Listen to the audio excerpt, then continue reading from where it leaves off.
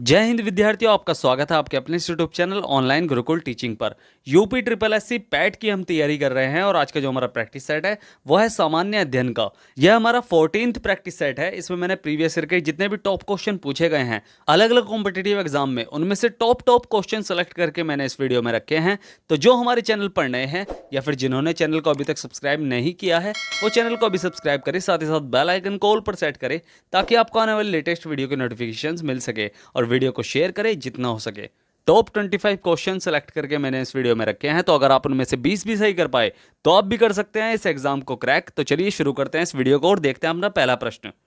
पहला प्रश्न है, राज्यसभा में सदस्य बनने हेतु न्यूनतम आयु कितनी है? 25 वर्ष, 30 वर्ष, 31 वर्ष या 35 वर्ष? तो राज्यसभा का सदस्य बनने के लिए न्यूनतम जो आयु निर्धारित है वो है 30 वर्ष, यानी ऑप्शन जो है वो दूसरा हमारा बिल्कुल सही है। यह एक स्थायी सदन है, यानी यह कभी भंग नहीं हो सकता। इसमें अधिकतम सदस्यों की संख्या हर बार एग्जाम में पूछी जाती है, तो इसमें अधिकतम सदस्यों की संख्या 250 है और वर्तमान में इसमें सदस्यों की संख्या कितनी है तो वो है 245। इसमें राष्ट्रपति द्वारा कितने सदस्य मनोनीत किए जा सकते हैं तो वो किए जा सकते हैं 12 सदस्य, यानी राष्ट्रपति 12 सदस्यों को मनोनीत कर सकते हैं। राज्यसभा के सदस्यों का जो कार्यकाल होता है वो होता है 6 वर्ष का, और इसके हर दूसरे वर्ष 1/3 सदस्य जो हैं वो अवकाश ग्रहण कर लेते हैं। तो इस प्रश्न का जो सही उत्तर है वो है दूसरा। तो बढ़ते हैं अगले प्रश्न की तरफ। भारत में भारत कोकिला के नाम से किन्हें जाना जाता है? लता मंगेशकर, इंदिरा गांधी, सरोजिनी नायडू या पीटी उषा को? तो भारत कोकिला के नाम से किन्हें जाना जाता है तो वो जाना जाता है सरोजिनी नायडू को, यानी ऑप्शन जो है वो तीसरा हमारा बिल्कुल सही है। ये कांग्रेस की प्रथम भारतीय महिला अध्यक्ष और किसी राज्य की, यानी भारत के किसी राज्य की प्रथम महिला गवर्नर भी थी। किस राज्य की प्रथम गवर्नर थी तो ये आपको मुझे कमेंट बॉक्स में लिखकर बताना है। तो इस प्रश्न का सही उत्तर है तीसरा। तो बढ़ते हैं अगले प्रश्न की तरफ। बिरजू महाराज का संबंध किस शास्त्रीय नृत्य से है? कथकली, कथक, भरतनाट्यम या मणिपुरी? तो पंडित बिरजू महाराज का संबंध जिस नृत्य से है वो है कथक, यानी ऑप्शन जो है वो दूसरा हमारा बिल्कुल सही है। कथक उत्तर प्रदेश का शास्त्रीय नृत्य है। कथकली जो है वो केरल से संबंधित है, भरतनाट्यम तमिलनाडु से संबंधित है और मणिपुरी मणिपुर से संबंधित है। तो इस प्रश्न का सही उत्तर है दूसरा। तो बढ़ते हैं अगले प्रश्न की तरफ। भारत के किस राज्य में सर्वाधिक साक्षरता दर है? केरल, तमिलनाडु, आंध्र प्रदेश या महाराष्ट्र? तो भारत के जिस राज्य में सर्वाधिक साक्षरता दर है वो है केरल, यानी ऑप्शन जो है वो पहला हमारा बिल्कुल सही है। इसकी जो साक्षरता दर है वो है 96.2। क्या है? 96.2%। अगर देश की औसत साक्षरता दर पूछी जाए तो वो है 77.7%। ठीक है, क्या है? 77.7%। तो इस प्रश्न का सही उत्तर है पहला। तो बढ़ते हैं अगले प्रश्न की तरफ। ब्रह्म समाज की स्थापना किसने की? राजा राम मोहन राय ने, स्वामी विवेकानंद ने, स्वामी दयानंद सरस्वती ने या राजगोपाल चट्टोपाध्याय ने? तो आत्मीय सभा और ब्रह्म समाज की स्थापना जो की है वो की है राजा राम मोहन राय ने। इन्हें आधुनिक भारत का पिता, भारतीय पुनर्जागरण का पिता और अतीत और भविष्य के बीच पुल भी कहा जाता है। तो इस प्रश्न का सही उत्तर है पहला। तो बढ़ते हैं अगले प्रश्न की तरफ। उत्तर प्रदेश का कौन सा जनपद तेल रिफाइनरी के लिए प्रसिद्ध है? बरेली, वाराणसी, महोबा या मथुरा? तो इस प्रश्न का जो सही उत्तर है वो है मथुरा, यानी मथुरा जनपद जो है वो तेल रिफाइनरी के लिए प्रसिद्ध है। तो इस प्रश्न का सही उत्तर है चौथा। तो बढ़ते हैं अगले प्रश्न की तरफ। मुद्रा का क्या तात्पर्य होता है? मूल्य का मापक, कर्मचारियों को मिलने वाला वेतन, लाभांश या किसी राज्य की प्रति वर्ष की कुल आय? तो लागत का मापक या फिर हम कह सकते हैं मूल्य का जो मापक है वो मुद्रा कहलाता है। तो इस प्रश्न का सही उत्तर है पहला। तो बढ़ते हैं अगले प्रश्न की तरफ। किस मुगल शासक के आदेश पर सिखों के 5वें गुरु अर्जुन देव जी को मार दिया गया था? अकबर, औरंगजेब, शाहजहां या जहांगीर? तो जिस मुगल शासक के आदेश पर सिखों के 5वें गुरु अर्जुन देव को मार दिया गया था वो था जहांगीर, यानी ऑप्शन जो है वो चौथा हमारा बिल्कुल सही है। अमृतसर में श्री हरमंदिर साहिब गुरुद्वारे की जो नींव रखी थी वो गुरु अर्जुन देव ने ही रखी थी। तो इस प्रश्न का सही उत्तर है चौथा। तो बढ़ते हैं अगले प्रश्न की तरफ। सबसे प्राचीन पुराण कौन सा है? मत्स्य पुराण, विष्णु पुराण, नारद पुराण या वामन पुराण? तो ये प्रश्न भी एग्जाम में पूछा जाता है कि पुराणों की संख्या कितनी है।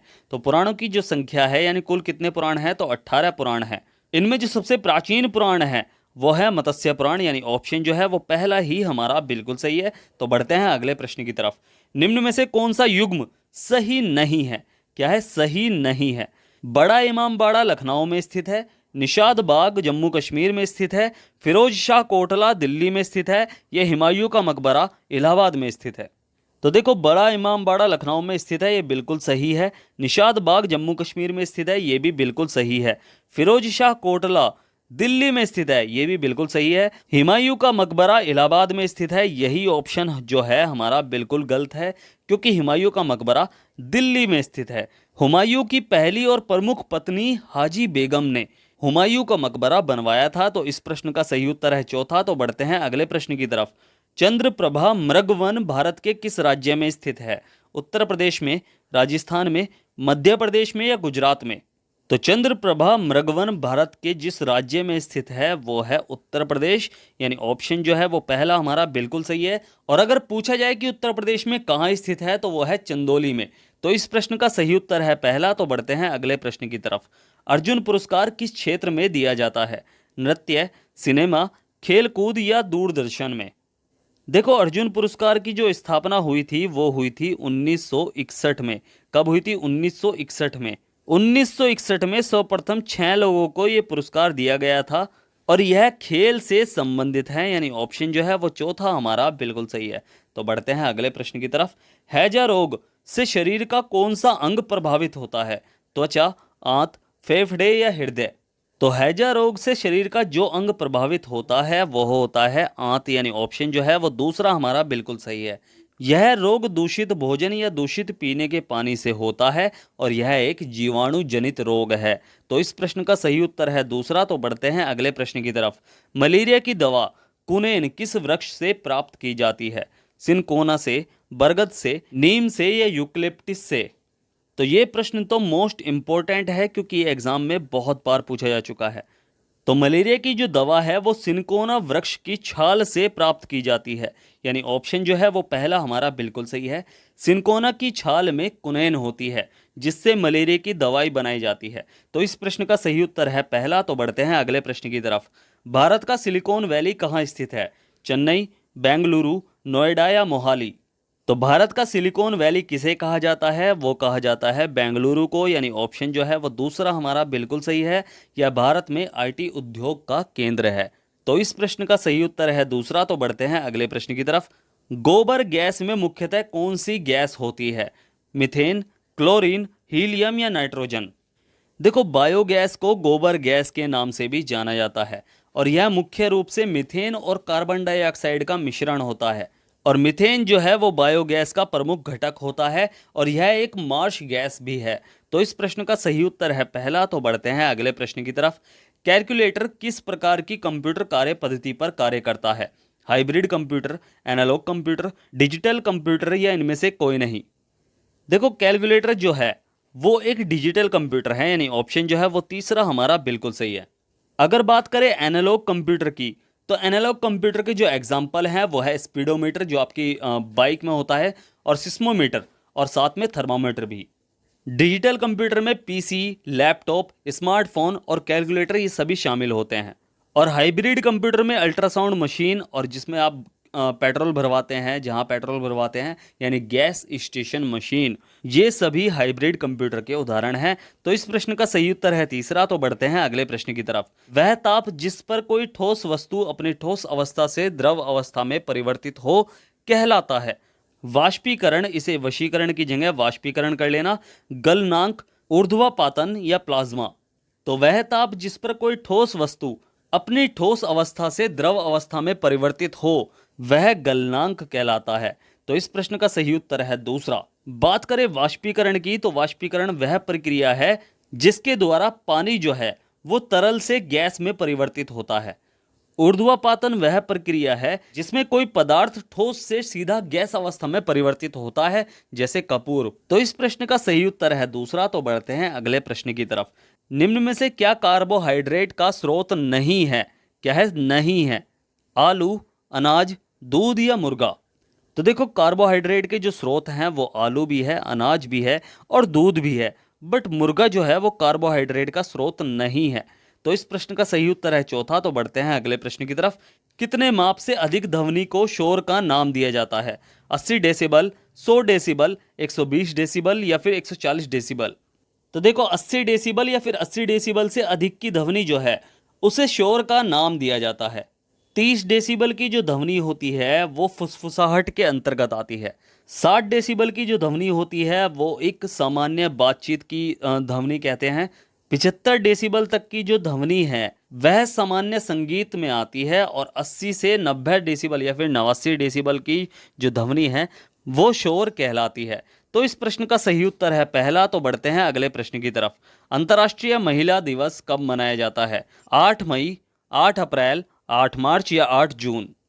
तो देखो अंतर्राष्ट्रीय महिला दिवस जो मनाया जाता है वो मनाया जाता है 8 मार्च को, यानी ऑप्शन जो है वो तीसरा हमारा बिल्कुल सही है। 1977 को, कब? 1977 को संयुक्त राष्ट्र संघ द्वारा इसकी घोषणा की गई थी। तो इस प्रश्न का सही उत्तर है तीसरा। तो बढ़ते हैं अगले प्रश्न की तरफ। भारत में किसी राज्य की प्रथम महिला मुख्यमंत्री कौन बनी?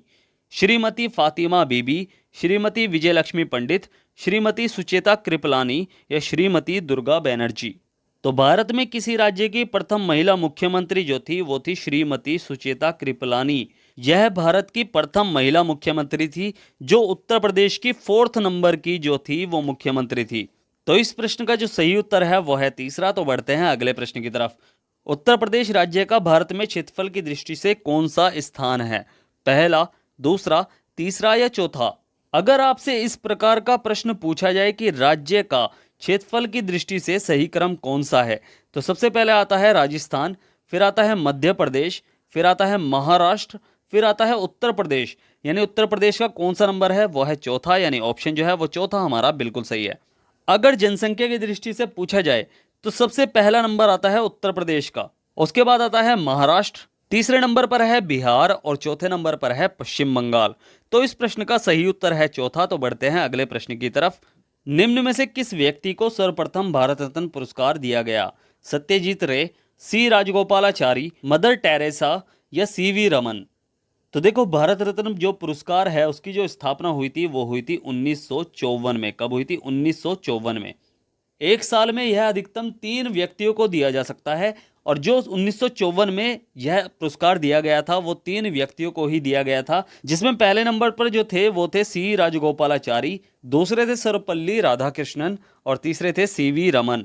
ठीक है, तो इस प्रश्न का जो सही उत्तर है वो है दूसरा। और बढ़ते हैं अगले प्रश्न की तरफ, और यह हमारा अंतिम प्रश्न भी है कि किसी क्षेत्र की औसत जलवायु को जानने के लिए निम्न में से किसका योगदान नहीं होता? वर्षा का, वायु की गति का, वृक्षों की संख्या का या आर्द्रता का? तो किसी क्षेत्र की औसत जलवायु जो है वो वर्षा पर भी निर्भर करती है, वायु की गति पर भी निर्भर करती है और आर्द्रता पर भी निर्भर करती है, लेकिन वृक्षों की संख्या का इसमें योगदान नहीं होता। तो इस प्रश्न का सही उत्तर है तीसरा। तो यही प्रश्न अलग अलग कॉम्पिटिटिव एग्जाम में पूछे जा चुके हैं, फिर चाहे वो पैट हो, सी टेट हो, यूपी टेट हो या फिर अदर कॉम्पिटिटिव एग्जाम हो। तो इनसे आपको तैयारी करने में थोड़ी सी हेल्प मिलेगी, कैसे प्रश्न जो है वो पूछे जाते हैं या फिर इनके आने की संभावनाएं भी हैं, क्योंकि ये प्रश्न जो हैं वो बार बार रिपीट होते रहते हैं। तो ऐसे प्रश्न मैं आपके लिए लेकर आता रहूंगा। अगर आप नए हैं तो चैनल को अभी सब्सक्राइब करें, साथ ही साथ बेल आइकन को ऑल पर सेट करें ताकि आपको आने वाली लेटेस्ट वीडियो की नोटिफिकेशंस मिल सके। और वीडियो को शेयर जरूर करना है जितना हो सके, आपका ही अपना चैनल है। तो मिलते हैं फिर अगली वीडियो में, तब तक के लिए bye bye, tata, see you, Jai Hind.